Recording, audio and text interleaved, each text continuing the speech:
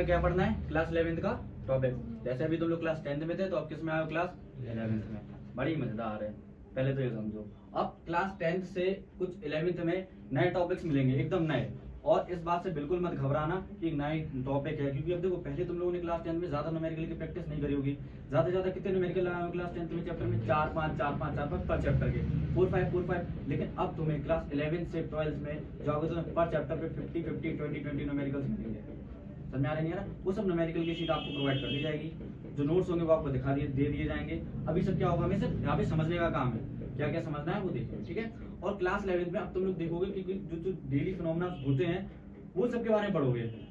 Class 9 10 में हमने इतना नहीं पढ़ा कि इतना ऑब्जर्वेशन नीली के टॉर्क वगैरह, सरफेस टेंशन, ग्रेविटेशन, फोर्स के बारे में क्लास 11 में 9th में पढ़ा था, लेकिन इतना डीप नहीं गए थे हम। सिर्फ न्यूटन्स के लॉ देखे थे, कुछ मोमेंटम देखा था, ये सब चीजें देखी थी, लेकिन डीप नहीं गए थे। तो हम क्लास 11 में हर एक चीज को बारीकी से पढ़ेंगे और समझदारी से पढ़ेंगे। और क्लास 11 काफी इंपॉर्टेंट है उन लोगों के लिए जिन्हें फ्यूचर में IIT करनी है और जिन्हें NDA वगैरह, SSC वगैरह करना, उनके लिए काफी इंपॉर्टेंट है। तो क्लास 9 11 को ऐसे हल्के में ना ले।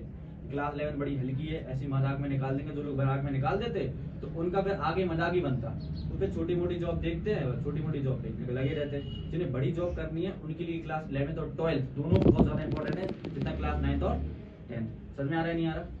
क्लियर है? तो देखो अब हमें क्लास 11th में फर्स्ट चैप्टर है हमारा रोल ऑफ फिजिक्स, या फिजिकल वर्ल्ड भी कहते हैं हम, ठीक है। फिजिकल वर्ल्ड या रोल ऑफ फिजिक्स। देखो ये एग्जाम में देखा तो एग्जाम पॉइंट ऑफ व्यू से इतना ज्यादा नहीं होता, तो क्लास में भी ऐसे ही बच्चे छोड़ देते, पहला चैप्टर पढ़ते नहीं है। क्यों नहीं पढ़ते? क्योंकि सोचते इसमें क्या पढ़े, पूरी थ्योरी है, पूरी थ्योरेटिकल में पढ़ना होगा, इसलिए बच्चे क्या करते थे, स्किप मार देते चैप्टर को, क्योंकि ये उतना इंपॉर्टेंट नहीं है। लेकिन हाँ, हमें फर्स्ट चैप्टर ये बताएगा कि जो फिजिक्स है वो कितनी इंपॉर्टेंट है।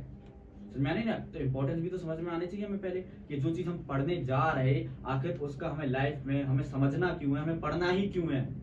हमें फिजिक्स सब्जेक्ट जो हमने चूज किया है, तो तुम लोग साइंस साइड से आए हो, साइंस, तो हमने उसमें फिजिक्स क्यों लिया, क्यों समझा, इसलिए फर्स्ट चैप्टर क्या दिया है, फिजिकल वर्ल्ड या रूल ऑफ फिजिक्स। तो हम समझेंगे कि फिजिक्स है क्या।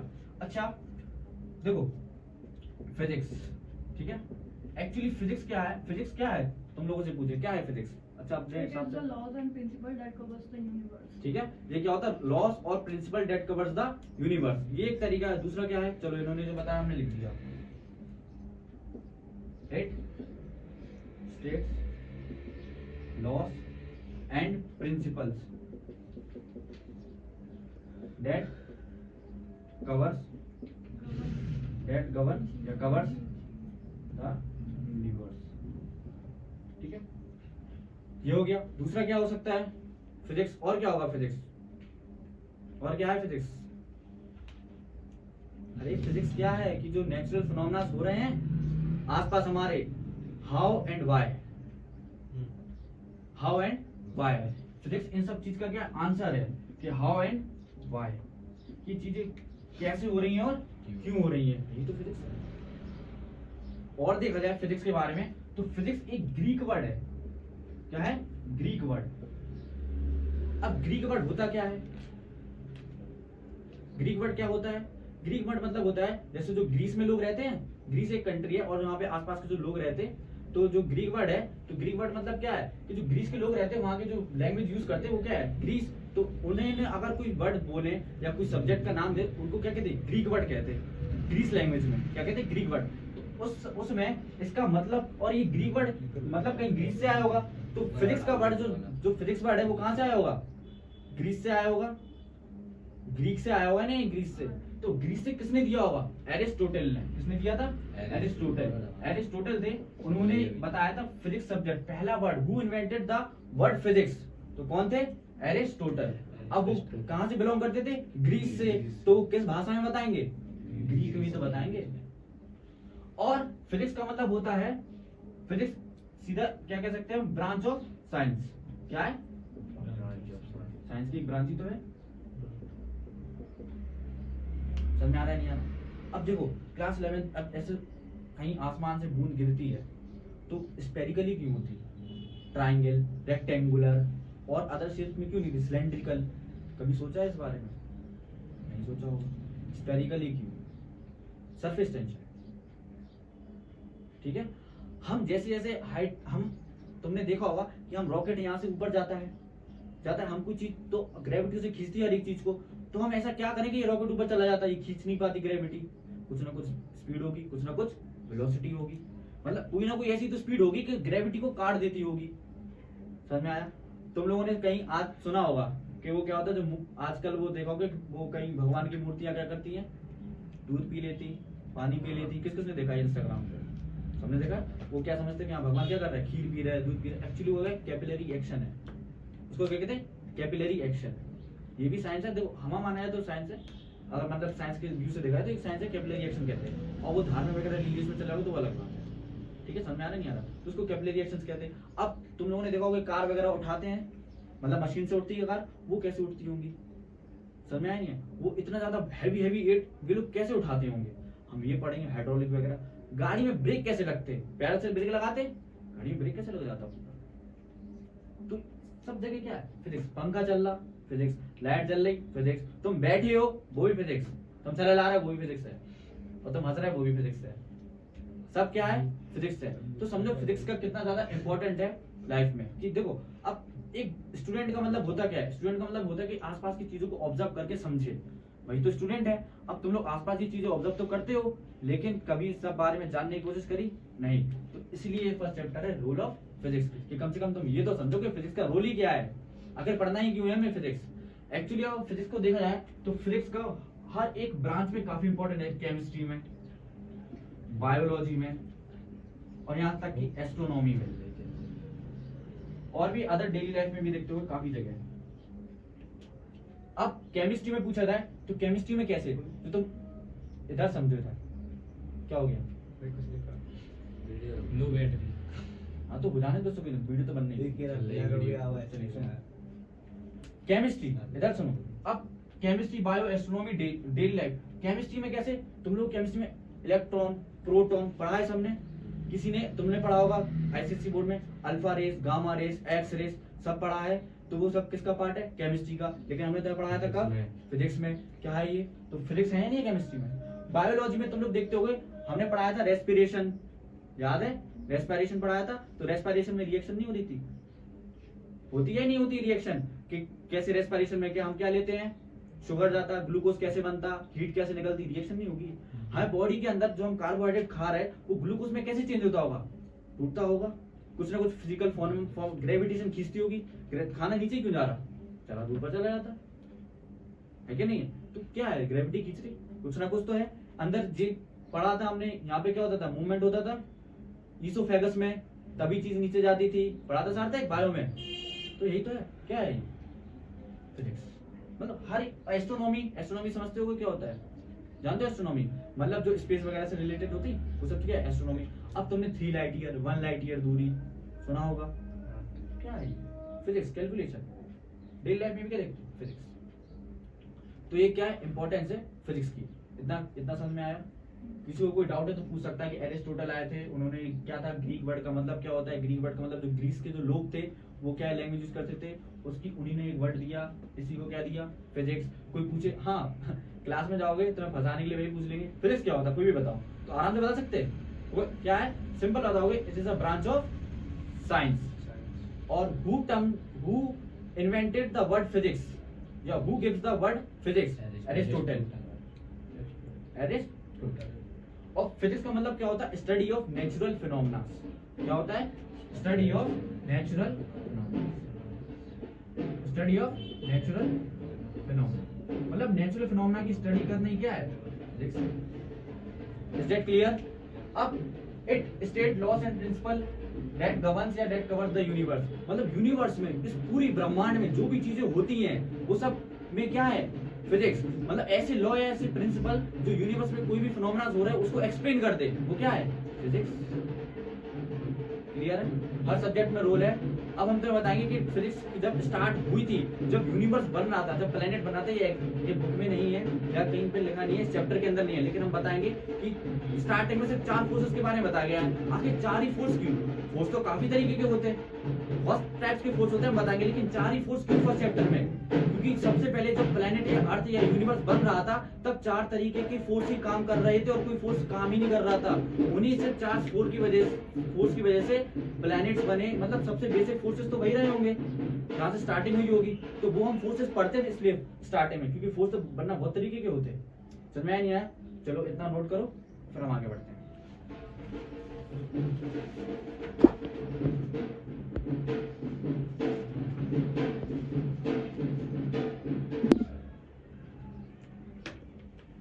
अच्छा चलो, तुम लोग से एक क्वेश्चन पूछ रहे हैं, ठीक है? उसका जरा आंसर देना, सिंपल क्वेश्चन है। हम एक इनकम्प्लीट डायग्राम बनाएंगे, इनकम्प्लीट शेप बनाएंगे, जरा देखना वो शेप कौन सा है, ठीक है? ये बताना। अच्छा बताओ कि ये हम कौन सा शेप बनाने की कोशिश कर रहे हैं? ये वाला कौन सा शेप है? और ये कौन सा शेप है? Square. How can you identify? कैसे? तो बनाया ना थोड़ा और, मतलब तुम्हारे ब्रेन ने इस गैप को फिल किया या नहीं किया? It means your brain works properly. सही बात है नहीं है? इसका नहीं करा तो इसका मतलब क्या है कि तुम्हारे लोगों का दिमाग तो सोच सकता है और काम कर सकता है, तो फिर क्यों नहीं करते? क्योंकि ह्यूमंस और एनिमल्स में क्या फर्क है? अभी किसी डॉग को बुलाते हैं और पूछते हैं मुझसे, बताने रहा क्या बना रहे हैं, क्या रिप्लाई देगा वो? भौंकेगा। सिंपल है, क्या कहेगा? भौंकेगी। उसे कुछ समझ में आएगा क्या कहना चाह रहे हैं? कुछ नहीं, कि ट्रायंगल स्क्वायर। तो बेटा ह्यूमंस में ही होता है। ह्यूमंस के थिंक, ह्यूमंस क्या कर सकते हैं? सोच सकते हैं। समझ में आ रहा है नहीं आ रहा? क्या कर सकते हैं? थिंक कर सकते हैं। समझ गए ना कि करना क्या है? तो यही आसान है कि जब तुम लोग का ब्रेन प्रॉपर काम कर रहा है तो इसे काम पे लगाओ, कहीं और ज्यादा दिमाग मत लगाओ। समझ गए? क्योंकि टारगेट पे तो पहली बार में हर चीज नहीं लगती, स्टार्ट में खूब प्रैक्टिस करनी होती है। समझ में आया? अब देखो, अब हम तुम्हें बताते हैं कि जब 4 तरीके के फोर्स कौन कौन से हैं वो, ठीक है? 4 टाइप्स के फोर्सेस, किस किस फोर्सेस की बात कर रहे थे? तुम लोगों ने ग्रेविटेशनल फोर्स सुना होगा, सुना है? सुना है या नहीं सुना है? सुना था ग्रेविटेशनल फोर्स और न्यूक्लियर फोर्स और मैग्नेटिक फोर्स और फोर्स होते हैं वीक फोर्स और स्ट्रॉन्ग फोर्स, ठीक है? अब हम समझेंगे इसकी कहानी। बुक्स में सिर्फ इतना ही लिखा है कि 4 तरीके के फोर्सेस होते हैं और 4 फोर्सेस को उन्होंने डिस्क्राइब किया है, लेकिन मेन बात क्या है हमारी कि ये 4 ही फोर्स क्यों? क्योंकि फोर्स वर्क के तरीके भी होते हैं, जैसे फ्रिक्शनल फोर्स हुआ, घर्षण, वो भी तो फोर्स है। मस्कुलर फोर्स, ये भी तो एक क्या है? फोर्स ही है। फोर्स तो कई तरीके के हैं, सिर्फ यही 4 क्यों उठाए? वो हम बताते हैं, सुनो। जब ओरिजिन हो रहा था, जब हमारा सोलर सिस्टम बन रहा था, तो तुम्हें पता होगा बिग बैंग थ्योरी के बारे में। बिग बैंग थ्योरी क्या थी? एक सिंगुलैरिटी था कि पहले कुछ यूनिवर्स कुछ था ही नहीं, ऐसा माना गया है, ठीक है? साइंटिस्ट एडम हब्बल उन्होंने बताया था कि यूनिवर्स कंटिन्यूअसली एक्सपेंड हो रहा, ठीक है? साइंटिस्ट एडम हब्बल उन्होंने बताया था कि साइंटिस्ट वो क्या हो रहा है, जो यूनिवर्स हो रहा है कंटिन्यूअसली एक्सपेंड हो रहा। आखिर ये बात, अगर एक बात समझो, अगर कोई चीज कंटिन्यूअसली एक्सपेंड हो रही, अगर हम इसको रिवर्स लेके जाए तो क्या होगी? चीजें पास में आएंगी। अगर फ्यूचर में जाते आ रहे हैं मतलब, तो क्या हो रही? एक्सपेंड कर रही। लेकिन अगर हम इसको रिवर्स गियर में डाल दें तो क्या होगा?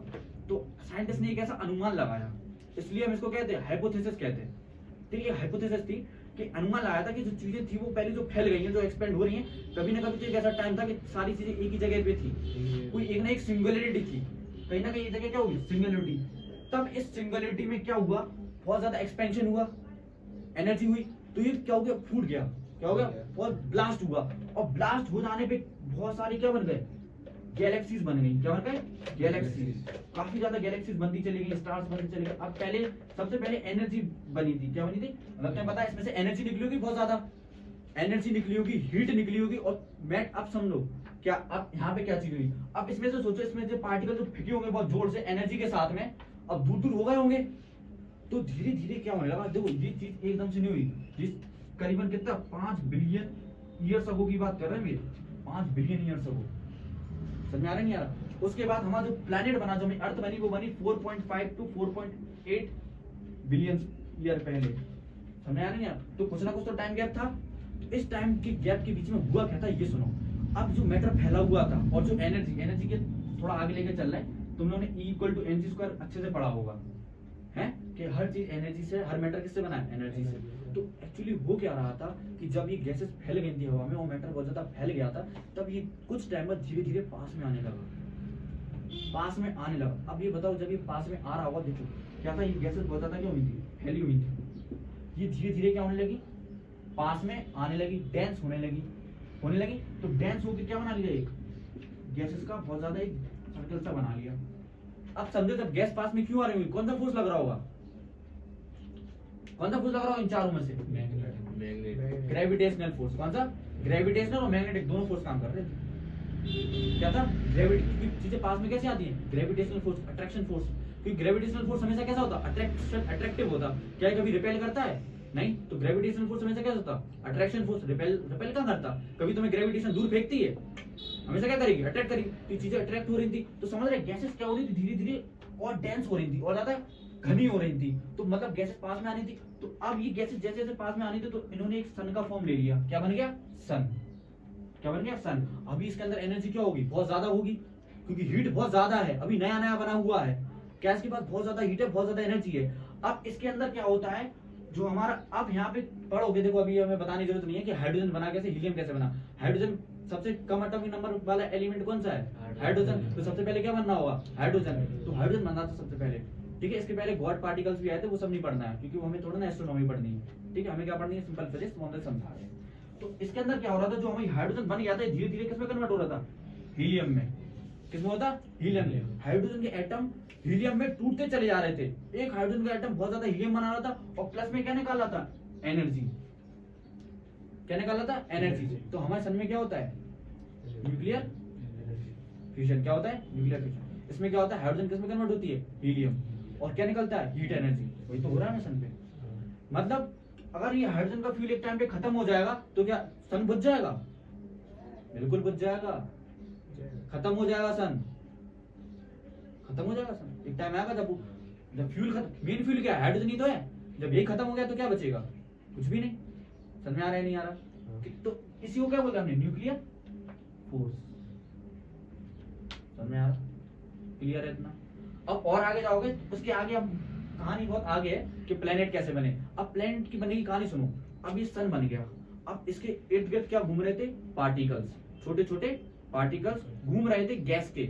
अब धीरे धीरे क्या हो, छोटे छोटे पत्थर थे, अभी धीरे धीरे सन के चक्कर लगाने लगे। एक समझ लो डिस्क बन गई। क्या बन गई, डिस्क। क्या बन गई, एक डिस्क बन गई। अभी डिस्क गोल गोल घूमते रही डिस्क बन गई। अब एक पार्टिकल दूसरे पार्टिकल से टकराने लगा, कोलिजन तो होगा ही होगा। जब ये कोलिजन होने लगा तो छोटे छोटे पार्टिकल ने क्या कर लिया, बड़ा साइज ले लिया। तो आप समझ रहे हो, बड़ा बड़ा पत्थर बन गया होगा, खल्लास में जाके चिपक गया। क्योंकि गरम गरम, अगर मान चलो गरम चीज है और गरम चीज किसी चीज से मार देते गरम से गरम, तो चिपक नहीं आती आपस में, देखा होगा तुम लोगों ने, चिपक जाती। तो धीरे धीरे क्या होने लगी, चिपकती गई, और ये क्या बन गए, प्लेनेट बनते गए छोटे। क्या बन गए, प्लेनेट्स। समझ में आया। अब स्टार्टिंग में जो हमें यहाँ पे कितने प्लेनेट्स हैं, 8 है, ठीक है। वो प्लूटो को हटाओ अभी, ठीक है। 8 प्लेनेट्स। आगे के जो 4 प्लेनेट है, मरकरी, वीनस, अर्थ और मार्स, ये कैसे हैं, सॉलिड है। और पीछे के देखो, जुपिटर, सैटर्न, यूरेनस और नेपच्यून कैसे हैं, सब गैसियस है। कैसे हैं, गैसियस प्लेनेट कहते हैं। अब एक बात बताओ कि कोई चीज गोल गोल घूम रही, तो भारी चीज आगे रहेगी, हल्की चीज पीछे। क्यों, उसका फोर्स इतना ज्यादा है घूमने का, वो क्या करेगा, पीछे फेंक देगा। सन क्या कर रहा था, इसीलिए जुपिटर, यूरेनस और सैटर्न और नेपच्यून गैसियस प्लैनेट कहाँ होते, पीछे, और आगे क्या होते, सॉलिड प्लैनेट। यही तो रीजन है। जब सन बन रहा था, जब सोलर सिस्टम बन रहा था, यही चीजें चल रही थी। अब मैग्नेटिक फोर्स की बात आए, तो तुम्हें पता है कि जब सन से सिर्फ रोशनी नहीं आती, सन से क्या होती है, बहुत तरीके की अलग अलग रेज आती, रेडियो एक्टिव रेज आती, अलग ऐसी रेज आती कि जो हमें स्किन के लिए, हमें लिए तो बहुत ज्यादा क्या है, ओजोन लेयर क्या करता है, बचाता है। इसके अलावा मैग्नेटिक फील्ड भी बचाती है। अर्थ एक मैग्नेट की तरह बिहेव करती, क्लास 10 में सबने पढ़ा था। अर्थ बिहेव एज अ मैग्नेट, कि अर्थ क्या करती है, यहाँ पे नॉर्थ पोल, यहाँ पे साउथ पोल, ठीक है। एक एंगल से रहता है, वो एंगल बताया था कितना होता है, 33.5 होता है, नहीं होता, 33.5 से रहती है। तो ये अपने नॉर्थ पोल से साउथ पोल हमेशा जनरेट होती है, पता होगा, पता है ना। तो यही मैग्नेटिक फील्ड की वजह से जो सन से जो सोलर फ्लेम आती, ये सोलर फ्लेम इतनी खतरनाक होती, इतनी खतरनाक होती कि हमारी ओजोन को उड़ा के ले जाए, सबको उड़ा के ले जाए। लेकिन किसकी वजह से बच गया, सिर्फ मैग्नेटिक फील्ड की वजह से। एक दिन टाइम ये आएगा कि मैग्नेटिक फील्ड भी खत्म हो जाएगी, वो इसका पार्ट नहीं है, ये भी एस्ट्रोनॉमी का पार्ट है, लेकिन हम तुम्हें बताएंगे, जब हम तुम्हें बताएंगे कि चैप्टर है, ठीक है, एक चैप्टर है, इसमें बताएंगे कि अर्थ बिहेव ऐसा मैग्नेट करती है तो क्यों करती है। हमने क्लास 10 में रीजंस नहीं बताए इतने ज्यादा, हमने तुम्हें ठोस प्रूफ नहीं दिए थे, समझ में आया नहीं आया, क्योंकि प्रूफ तो चाहिए, तो हमने प्रूफ नहीं दिए थे, सिर्फ ऊपर ऊपर की बातें बताई थी, लेकिन हम पढ़ेंगे इसके बारे में कितनी इंपॉर्टेंट है, मैग्नेटिक खत्म क्यों हो जाएगी, मैग्नेटिक बनी कैसे अंदर, आखिर अर्थ के अंदर मैग्नेट बन कैसे गई, हमें घर पे तो नहीं बनती, अर्थ में कैसे बन गई हम बताएंगे। समझ में आ रहा नहीं आ रहा, तो ये 4 फोर्सेस समझ में आए। अब सिंपल इनकी बारे में तुम जानते हो, ग्रेविटेशनल फोर्स होता क्या है, न्यूक्लियर फोर्स होता क्या है, मैग्नेटिक फोर्स होता क्या है, जो मैग्नेट के बीच में लगेगा मैग्नेटिक फोर्स, जो दो बॉडी के बीच में लगेगा क्या है ग्रेविटेशनल, और ये वीक फोर्स और स्ट्रांग फोर्स, मतलब जो वीक फोर्स होते हैं कुछ और कुछ क्या होते हैं स्ट्रांग फोर्स, इनकी डेफिनेशन लिखनी होगी, वो हम लिख लेंगे। समझ में आया नहीं है कि होते क्या है, लेकिन मेन बात समझ में आई तुम्हें, जो इंपॉर्टेंट था समझाना, ये बुक में नहीं है, ये सब समझाने के लिए था कि 4 फोर्सेस की क्यों बात करी हमने। समझ में आया, ठीक है, इसको नोट कर लो।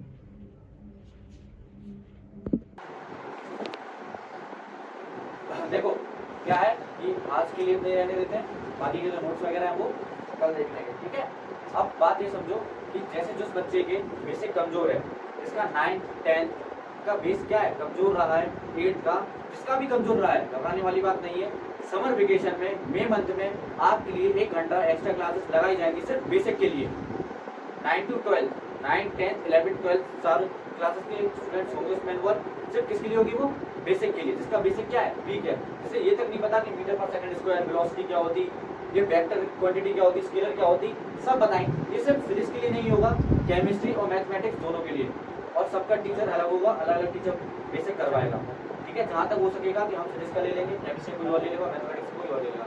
मैथमेटिक्स में क्या बेसिक रहेगा, मैथमेटिक्स में कुछ जनरल फॉर्मूले रहेंगे स्टैटिक्स के, ठीक है, इन सब चीज के पॉलिनोमियल के फैक्टराइजेशन कैसे करा जाता है, फैक्टराइज कैसे करें, इन सब का यूजेस जो क्लास 9th और 10th में होना चाहिए था। अलजेब्रा का यूज को नहीं आता है, उसका बेसिक मई मंथ में होगा, उसके लिए 1 घंटे एक्स्ट्रा क्लासेस हमने बताया एक्स्ट्रा रहेगी, कभी पहले दिन फिजिक्स हो जाएगी, अगले दिन केमिस्ट्री और कभी मैथमेटिक्स, ठीक है, ठीक है।